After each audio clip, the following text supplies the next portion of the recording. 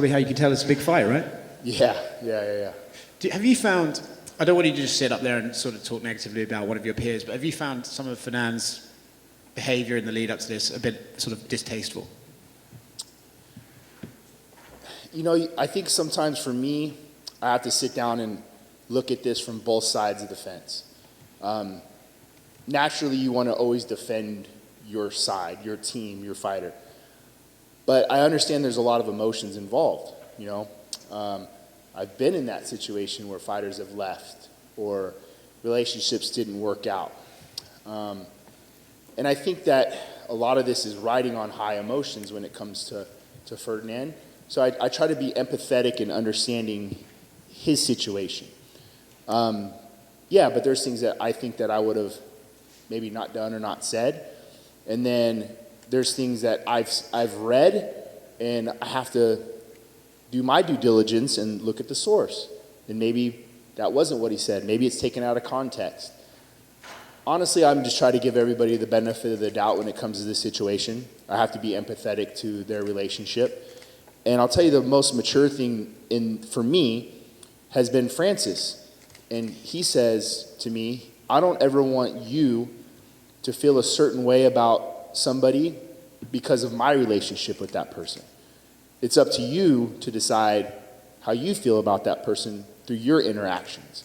And my interactions with Coach Lopez have only really been pleasant and respect back and forth. You know, he made a post, I think last Sunday, kind of calling me a hypocrite about some of the sparring footage stuff on his Instagram. And that was really the only time I'm like, come on, bro, like this isn't about me and you.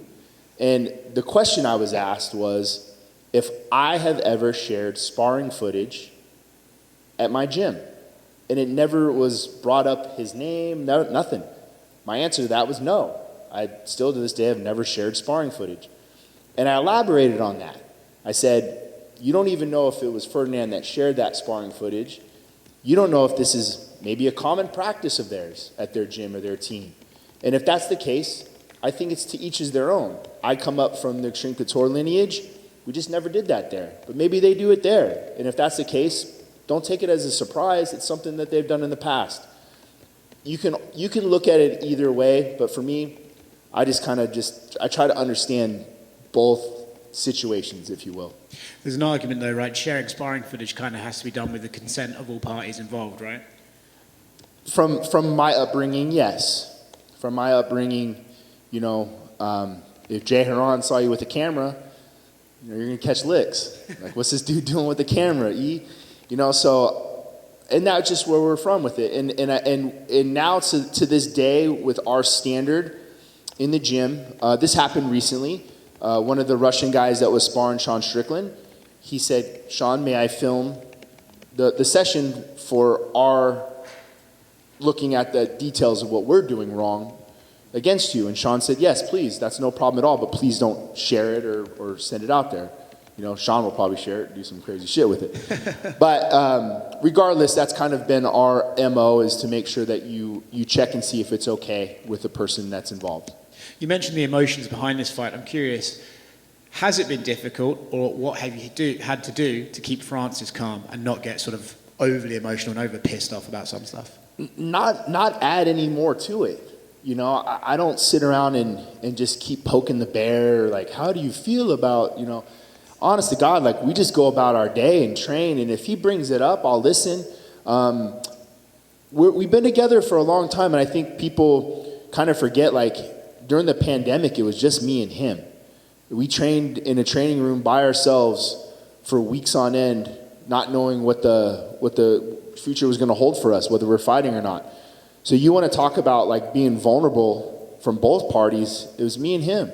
So I have a pretty good idea of his emotional capacity and where he's at. If he's feeling a certain thing, he's going to talk to me about it.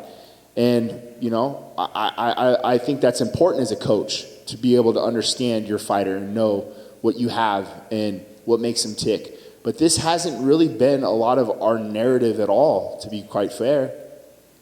Let's move away from that sort of stuff to the fight itself. Obviously, Cyryl's on a great run right now, and people are touting him as the new evolution of heavyweight and stuff like that. So I'm curious for you, where does Francis succeed where everyone else has not been able to?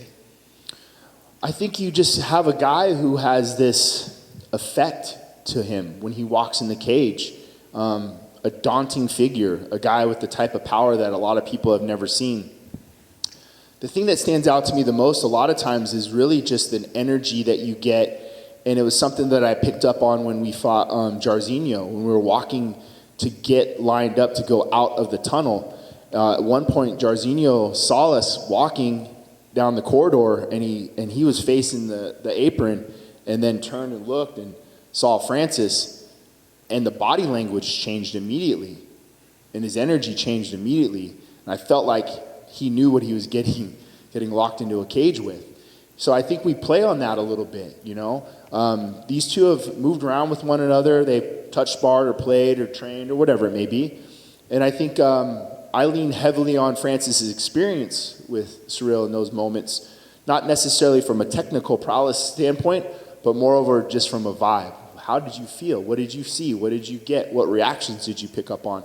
And man, this man's an anomaly, Ciryl. He's very, very good. And reminds me of kind of like that Travis Brown era. Remember when Travis Brown came in and you're like, man, this heavyweight moves different, you know, and he's very, very good. It's funny, the sparring stuff has been made into a big story, but it's kind of funny because I feel like sparring's never necessarily a representation of the fight. But with Francis, I feel even more so, right? Because he can't use essentially one of his best tools where you can just knock people's lights out in sparring. So how much will that sparring affect the fight, or is it just completely irrelevant and we're just using it to drum up some attention?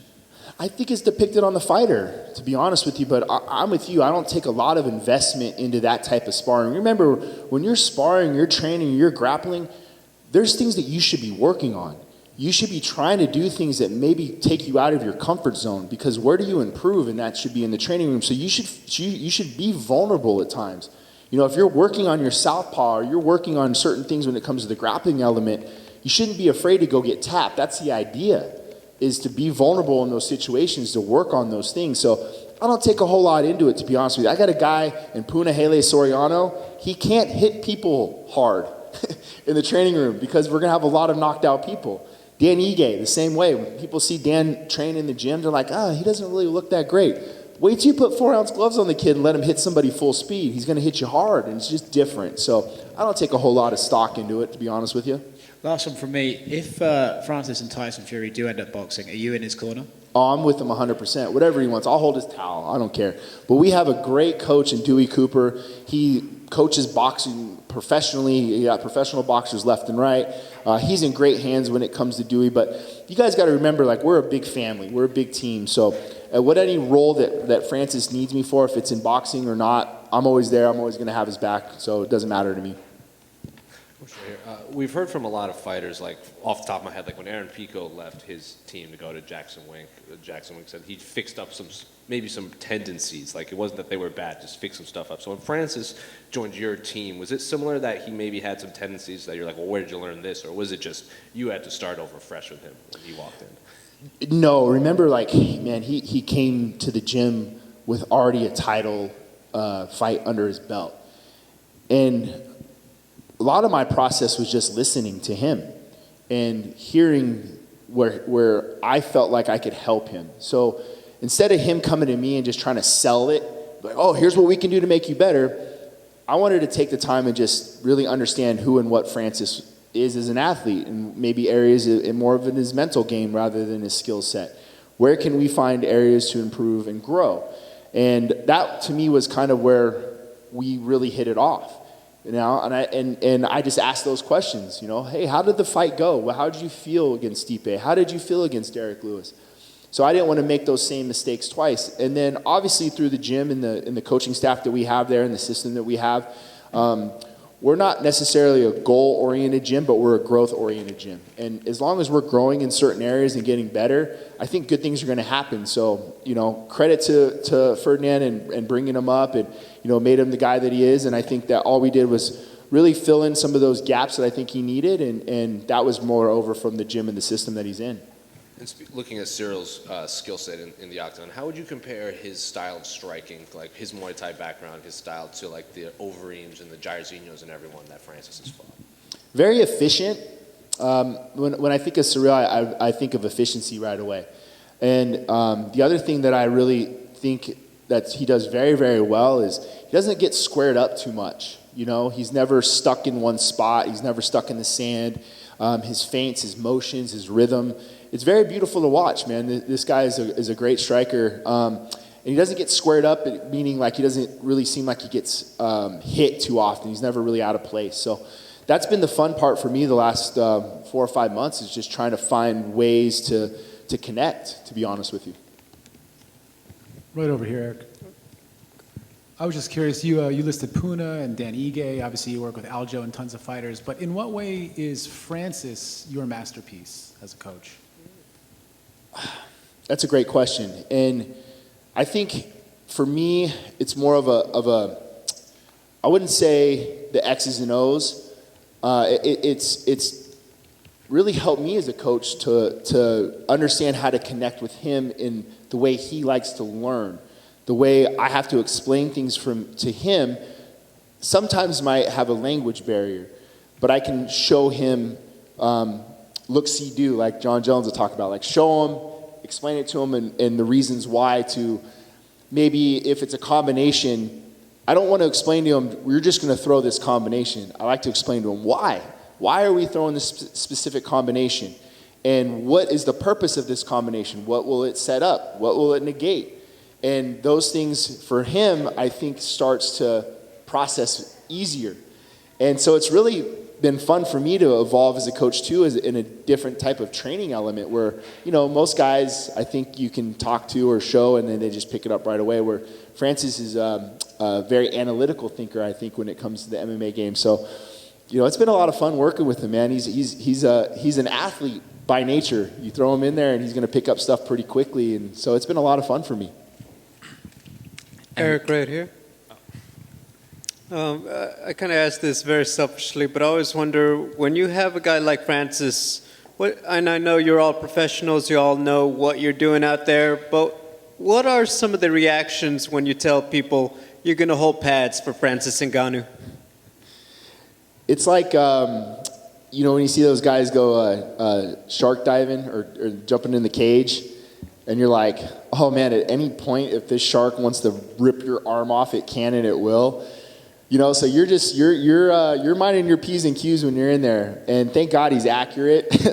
You know, thank God he hits the pad correctly. But it is, man, it's a sight to behold. And the guy has power in all hands, in all limbs for that matter.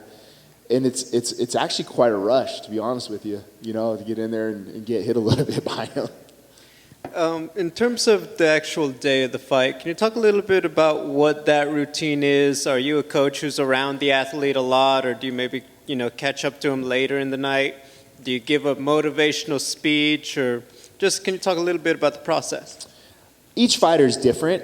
Particularly with Francis, we're very lighthearted, and we're very mellow. And sometimes, I remember the first time cornering him against JDS, I was like, are we going to have to wake him up? Like, we're about to go fight. And then you learn that this is his personality. He doesn't need to be big rah-rah, big speech, big this, big that. And I think for me as a coach, I have to adapt to the athlete and give him what he needs when he needs it. And I think that comes over time. It's organic. So fight day usually is pretty mellow. We'll sleep in a little bit. We'll go hit a shakeout. We'll go get lunch together. He'll catch a nap.